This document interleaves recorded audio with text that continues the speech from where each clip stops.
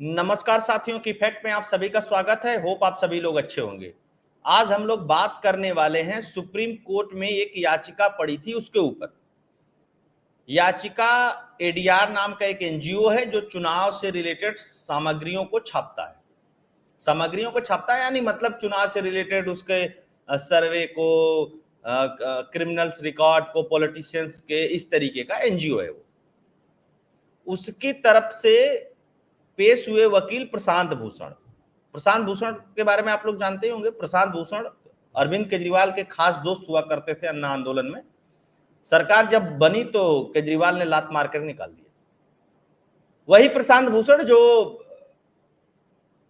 जनमत संग्रह कराने की बात करते थे जम्मू कश्मीर में, तो उसके बाद भाजपा के एक नेता ने इनके केबिन में घुस करके इनको लात जूते चप्पल बरसाए थे। फिर से याद दिला देता, ये वही प्रशांत भूषण है सुप्रीम कोर्ट ने जिनके ऊपर ₹1 का जुर्माना लगाया था। ₹1 वाले वकील प्रशांत भूषण ये पहुंचे भैया सुप्रीम कोर्ट। सुप्रीम कोर्ट में याचिका लगाई कि साहब जो ईवीएम से वोटिंग होती है उसमें जो वीवीपैट है उसमें जो पर्ची निकलती है, जब आप वोट देते होंगे तो देखते होंगे कि उसमें एक पर्ची निकलती है, वो उस वीवीपैट में दिखाई देती है। उस पर्ची का 100% सत्यापन हो, जबकि यही सेम तरीके का मामला कमलनाथ और सचिन पायलट 2018 में लेकर के सुप्रीम कोर्ट ही गए थे।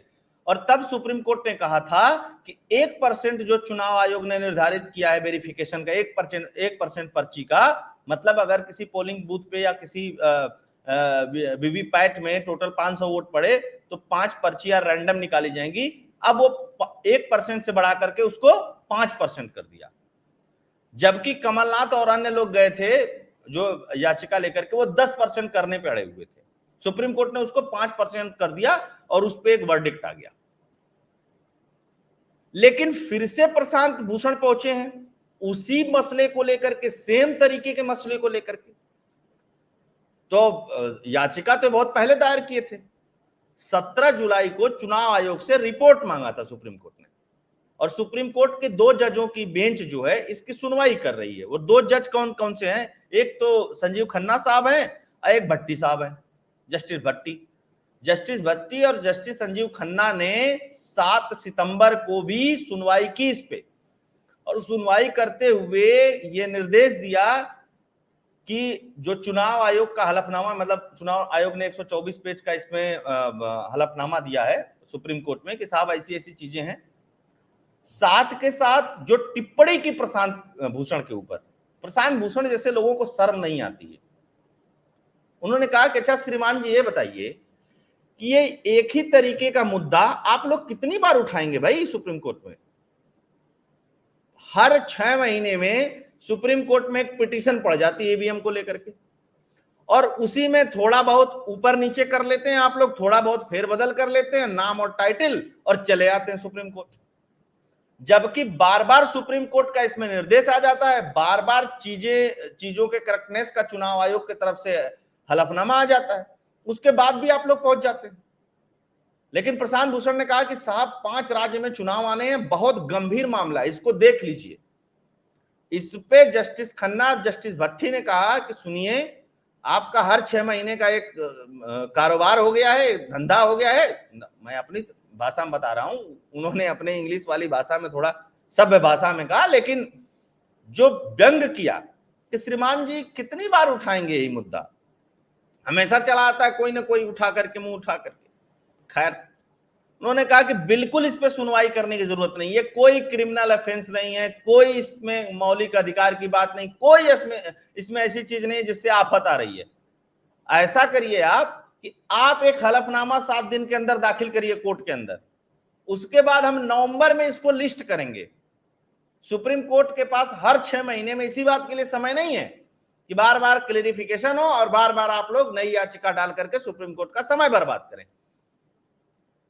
आप ये सोचिए कि इस तरीके की सुप्रीम कोर्ट में हमेशा याचिका पड़ती रहती है, और याचिका डालने वाले मैक्सिमम टाइम कोई एनजीओ होते हैं। शुरू में 1-2 पॉलिटिकल पार्टियों ने डाला था, उसके बाद पॉलिटिकल पार्टियों ने इस पर डालना बंद कर दिया। एक आम आदमी पार्टी है, आम आदमी पार्टी में एक अपने आप को बड़ा इंजीनियर बताता, केजरीवाल भी बताता मैं बहुत बड़ा इंजीनियर हूं, पढ़ा लिखा, पढ़ी लिखी पार्टी की एक हरकत देखिएगा, इन्होंने विधानसभा खोल करके एक फर्जी ईवीएम जैसा बनवाया और वहां पे टेस्ट करके बता रहे थे कि देखो साहब इसको वोट दे रहे हैं उसको चला जा रहा है। विधानसभा के अंदर क्यों किया? क्योंकि अगर विधानसभा के बाहर करते तो एफआईआर हो जाती और जमानत नहीं होती, तो विधानसभा के अंदर किया। जब ये सब फिर मामला उठा, फिर मामला सुप्रीम कोर्ट गया, तब चुनाव आयोग ने कहा कि आप लोग एक दिन तारीख बता दीजिए या हम बता देते हैं, और आपके पास जितने इंजीनियर, साइंटिस्ट, वैज्ञानिक, पढ़े लिखे, जेएनयू छाप, सड़क छाप जो भी हो, सब आ जाएं और हैक करके इसको दिखाएं, और नहीं तो इसमें बकवास करना बंद करें। अच्छा, दूसरी बात आप सोचिए, केरल में भाजपा नहीं जीतती है तो ग्राउंड पे भी भाजपा नहीं है, पूछ लीजिएगा किसी केरल वाले से। तमिलनाडु में नहीं जीतती तो तमिलनाडु में ग्राउंड पे भाजपा नहीं है, पूछ लीजिएगा। लोकसभा भी नहीं जीतती, विधानसभा भी नहीं जीतती। आंध्रा नहीं जीतती तो आंध्रा में भी ग्राउंड पे नहीं। और भी बहुत सारे प्रदेश हैं। नवीन पटनायक पिछले कितने 23-24 साल से मुख्यमंत्री हैं। पवन चामलिंग सिक्किम में कितना लंबे समय तक मुख्यमंत्री रहे। बहुत सारे राज्यों में अगर ईवीएम हैक कर लेती सरकार ना, तो बंगाल में सरकार होती, केरल में भी सरकार होती, तमिलनाडु में भी सरकार होती, हर राज्य में सरकार होती। और दूसरी चीज मैं बता दूं, चुनाव आयोग में ना भाई साहब काम करने वाले लोग यही सरकारी मशीनरी होती है, और इस सरकारी मशीनरी में हर आईएएस, हर आईपीएस, हर प्राइमरी का टीचर, हर लेखपाल, जितने काम करने वाले लोग हैं सब भाजपा के माइंडेड ही नहीं है, भाजपा समर्थित ही नहीं है। इस बात को भी समझना चाहिए। तो ये जो मसला बार बार उठ रहा है, जिसपे बहुत सारी क्लियरिफिकेशन सुप्रीम कोर्ट दे दिया है, इस मसले को क्यों उठाया जा रहा है? जानते इस मसले को क्यों उठाया जा रहा है? एक संदिग्ध तरीके का मैसेज समाज में दिया जाए कि मोदी को जनता वोट नहीं देती है, मोदी ईवीएम हैक कर लेते हैं। मनमोहन सिंह की सरकार थी 2014 में, और उनके सरकार में ही चुनाव हुआ और नरेंद्र मोदी गुजरात से आए और ईवीएम हैक कर लिए। समझिएगा इसको, ये तर्क है इनका। मैं भी इंजीनियर हूं और गर्व करता हूं, मैं बहुत रेनाउंड इंस्टीट्यूट से पढ़ा हुआ हूं और सॉफ्टवेयर का ही हूं और पीएचडी लेवल का हूं। आधे लोगों को तो पता ही नहीं है कि फंक्शन कैसे काम करता है, लेकिन बोल देना भाई साहब, बोलने में कौन सा पैसा लगता है? बताइए आप, बोल दीजिए चुनाव आयोग फर्जी है, ईवीएम फर्जी है, वोटिंग फर्जी है, प्रधानमंत्री फर्जी है, इस देश की सारी व्यवस्था फर्जी है। कुछ लोग बता देंगे देश ही फर्जी है। कहने में तो कुछ नहीं जा रहा, कहने में कौन सा पैसा लगा, कौन सी अकाउंटेबिलिटी है? और कोर्ट जाने में और कोर्ट से वर्डिक्ट आने के बाद भी इनको शर्म नहीं है। इतना कहने के बाद कोर्ट के इनके शर्म नहीं। पूजा श्रीमान जी कितनी बार मुद्दा उठाएंगे भाई? एक ही चीज, मतलब कोई अंत है इसका? कहां जाकर के रुकेंगे, किस मसले पर जाकर के रुकेंगे? कोई मतलब नहीं। तो सुप्रीम कोर्ट ने खास कर दिया नहीं नहीं ये अभी नहीं सुनेंगे, ये धंधा हो गया तुम लोगों का। सुप्रीम कोर्ट के कहने का मेन मकसद यही था, सुप्रीम कोर्ट की भाषा ही नहीं थी। और करते क्या है, कोई एनजीओ पकड़ लेंगे, कोई भी, चाहे इनके पास एनजीओ कमी नहीं, क्योंकि ये पूरा गैंग ही एनजीओ गैंग है और इनका पूरा एक इकोसिस्टम है। तो वो इकोसिस्टम क्या करता है कि अच्छा क्या हुआ, बैठे बैठे एसी केबिन में, अच्छा चलो कोई मसला उठाते हैं, कोई बात उठाते हैं। और ट्विटर पे प्रशांत भूषण को सुन लीजिएगा आप, प्रशांत भूषण ट्विटर पे दिन भर मोदी को गाली देते हैं, दिन भर, हर योजना, हर भाषण, हर चीज का। और लात मार के जब अरविंद केजरीवाल ने निकाल दिया, एक बात और बता दो, आम आदमी पार्टी को इनके पिता ने 1 करोड़ रुपए का डोनेशन दिया था, चंदा दिया था, 1 करोड़ रुपया। बहुत चर्चा हुई थी देश में कि 1 करोड़ रुपया चंदा मिला आम आदमी पार्टी को। शशि भूषण का क्या नाम है, प्रशांत भूषण के बाप का, उन्होंने दिया चंदा, उन्होंने दिया चंदा। उस चंदे के बाद भी केजरीवाल ने कहा जाओ यार, तुम लोगों की जरूरत नहीं है यहां से। उस केजरीवाल के खिलाफ कभी नहीं बोलता है, एक लाइन नहीं बोलता, इसकी हिम्मत नहीं है। हो सकता है कोई नब्ज जानता हो केजरीवाल। अच्छा जी साहब, एक और मसला है इस पूरे चीजों से। चुनाव आयोग ने कहा कि साहब चुनाव आयोग की विश्वसनीयता को संदिग्ध करने के लिए इस तरीके की याचिकाएं बार बार पढ़ती हैं और इन याचिकाओं की लाइनों को भी पढ़ा जाए, उसमें थोड़ा सा फेरबदल कर करके बार बार डाली जाती है। तो आजकल जो मोदी विरोधी है ना, उनका दिन थोड़ा अच्छा नहीं चल रहा। कपिल सिब्बल देख ही रहे, डांट खा जा रहे हैं। फिर उसके बाद 370 पे किस तरीके से सुप्रीम कोर्ट ने देश विरोधी इन तत्वों को जो पेश हुए थे, जो क्या क्या बता रहे थे, उनके ऊपर क्या क्या कहा, वो तो आप लोगों ने सुना ही। तो इनका थोड़ा ग्रह नक्षत्र ठीक नहीं है। वैसे भी ये सब सनातन को तो मानने वाले हैं नहीं, मानने वाले होते तो मैं सलाह दे देता कि भाई थोड़ा पूजा पाठ कराओ, हवन ववन कराओ, तुम्हारे यहाँ थोड़ी शांति आए, क्योंकि व्यवस्था अशांति चल रही है। 2024 के बाद जब प्रधानमंत्री नरेंद्र मोदी दोबारा से शपथ लेंगे तो तुम लोगों की मानसिक स्थिति क्या होगी, मैं उसकी कल्पना कर रहा हूं केवल बैठा बैठा। अच्छा, अपने कार्यकर्ताओं को कन्विंस करने के लिए बहुत अच्छी चीज है, चुनाव हार जाओ तो कह दो ईवीएम में साहब गड़बड़ी थी, सब हैक हो गया। और जीत जाओ तो कहो कि बस बस मोदी लहर खत्म, मोदी लहर खत्म खत्म। कर्नाटक जीत गए, मोदी लहर खत्म हो गई साहब, मोदी प्रचार करने के बाद भी नहीं जीते, ईवीएम का मुद्दा नहीं उठा। उत्तर प्रदेश हारेंगे, ईवीएम आ जाएगी। बंगाल जीतेंगे, ईवीएम चली जाएगी।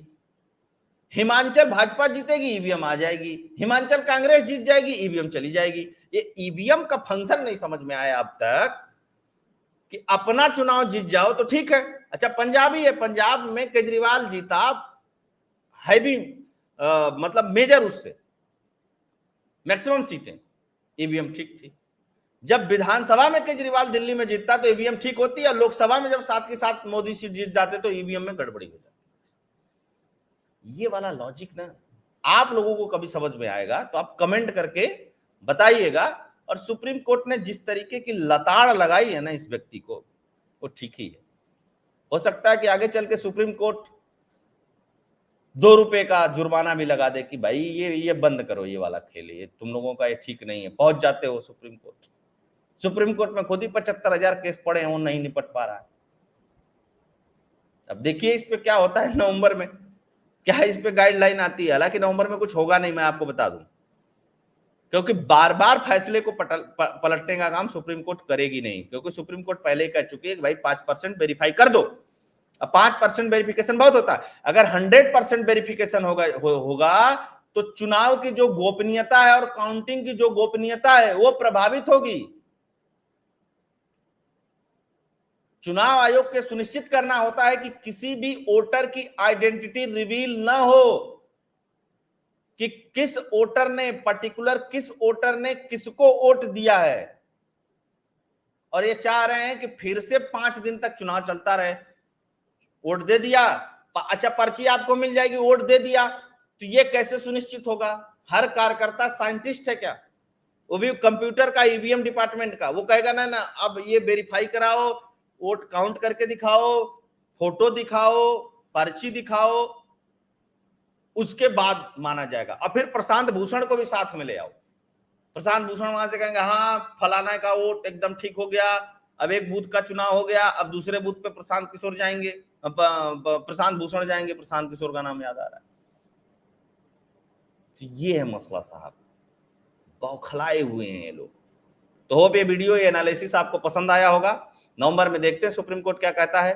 आप सभी से आग्रह रहेगा कि चैनल को लाइक करिएगा, शेयर करिएगा, सब्सक्राइब करिएगा, और चैनल के लिए कंट्रीब्यूट भी करते रहिएगा। स्क्रीन पे फोन पे पेटीएम का नंबर दिया हुआ है, आप सभी लोग जुड़े, बहुत बहुत धन्यवाद। जय हिंद, जय भारत, जय श्री राम, जय सनातन।